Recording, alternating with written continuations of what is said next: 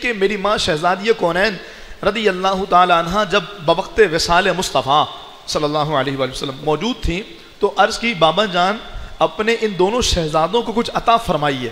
تو میرے محبوب علیہ السلام نے فرمایا میں نے حسن کو اپنی سرداری عطا فرمائی اور میں نے حسین کو اپنی بہادری عطا فرمائی.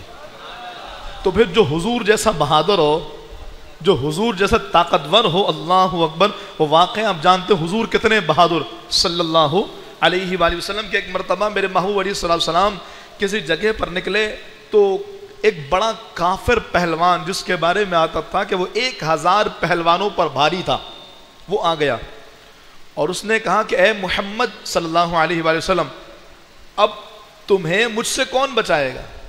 تو رسول اللہ صلی اللہ علیہ وسلم نے فرمایا وہی رب کہ جس نے مجھے اپنا نبی بنا کر بھیجا.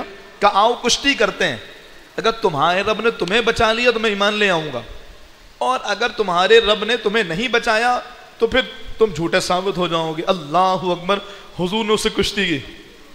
آپ دیکھیں صرف چاند 2 ٹکڑے حضور نے نہیں کیے، ہاں صرف میرے محبوب نے مٹھی میں کنکریوں کو کلمہ نہیں پڑھایا، حضور نے اپنی بازو کی طاقت بھی کافروں پر ظاہر فرمائی ہے. یہ بھی ایمان کی علامت ہے، یہ بھی غیرت کی علامت ہے. میں بات کو دوسری طرف لے جاؤں تو طویل ہو جائے گی بات کہ آج ہم نے اسی طاقت کا مظاہرہ چھوڑ دیا اور ہم ٹیبل ٹاک کر کے کشمیر کو آزاد کرانے کی بات، ہم ٹیبل ٹاک کر کے بیت المقدس کو اور قبلہ اول کو اور مسجد اقصیٰ کو آزاد کرانے کی بات کریں. ایسا ہو ہی نہیں سکتا. جناب عمر فاروق اعظم رضی اللہ تعالی عنہ نے بھی جب جناب سعد بن ابی وقاص کو بھیجا قبلہ اول کو آزاد کرانے کے لیے تو ان کے لوگوں نے کہا کہ آپ امیر کو بلائیں، ہمارے کتابوں میں اگر نشانی ہوگی تو ہم امیر کو بغیر کسی جنگ کے قبلہ اول دے دیں گے. تو جنگ کرنے مسلمان گئے. جہاد میں ہی عزت ہے، جہاد میں ہی طاقت ہے، اور اسلامی سرحدوں کی حفاظت جیسے ہمارا.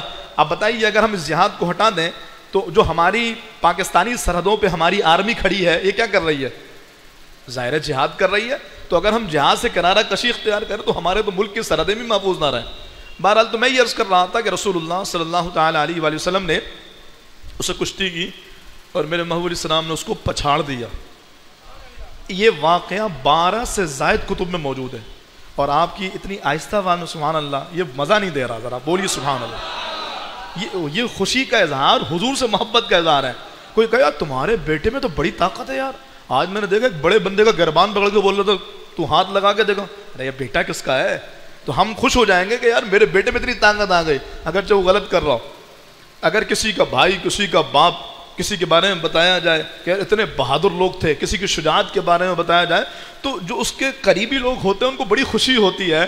اور میں تو ان کے بارے میں بتا رہا ہوں جن سے زیادہ آپ کو اور میرا قریبی کوئی ہے ہی نہیں، جن سے زیادہ دل کے قریب بھی نہیں ہے، دل کے پاس. کسی نے خوبصورت بات کہی نا، وہ شعر مجھے بڑا پسند ہے، غم شناس بھی تمہیں ہو، دل کے پاس بھی تمہیں ہو، دل کو راز بھی تمہیں ہو اور دل کی آس بھی تمہیں ہو.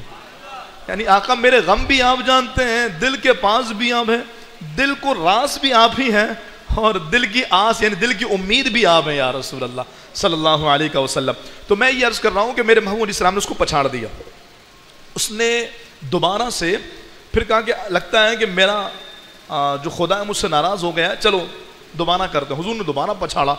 تیسری بار کہا کہ اب کی بار اگر پچھاڑ دیا نا پھر میں ایمان لے آؤں گا. میرے محمود علیہ السلام نے تیسری بار کشتی کو اس کو پچھاڑ دیا، زمین پر پٹک کر رکھ دیا. تو کہنے کا مقصد یہ ہے کہ وہ محبوب اتنے بہادر اور انہوں نے اپنی وراثت امام علی مقام امام حسین کو عطا فرما دی.